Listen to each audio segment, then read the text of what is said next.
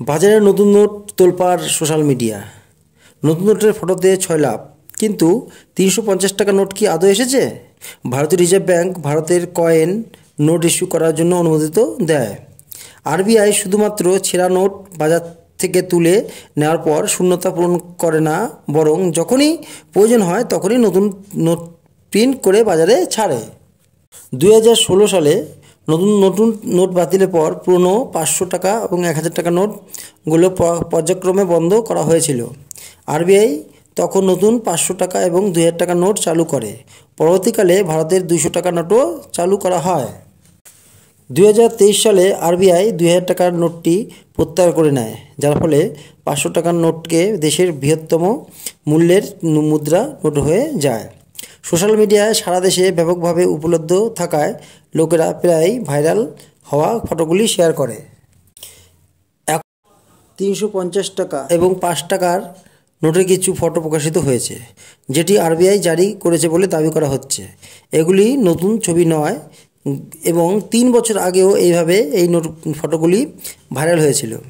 এগুলি সবই জাল ছবি এবং আরবিআই দেশে কোনো নতুন মূল্যায়নের ব্যাংক নোট জারি করেনি।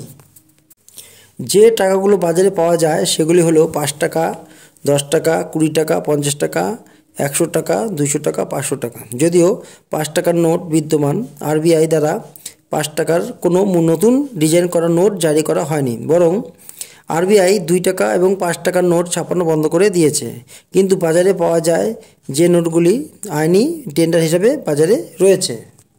যা বলল আরবিআই, ভারতীয় রিজার্ভ ব্যাংক দ্বারা জারি করা প্রতিটি নোট 2 টাকা, 5 টাকা, 10 টাকা, 20 টাকা, 50 টাকা, 100 টাকা, 200 টাকা, 500 টাকা, 2000 টাকা প্রচলন থেকে প্রত্যাহার না করা হলে যে কোনো জায়গায় আইনি টেন্ডার হবে।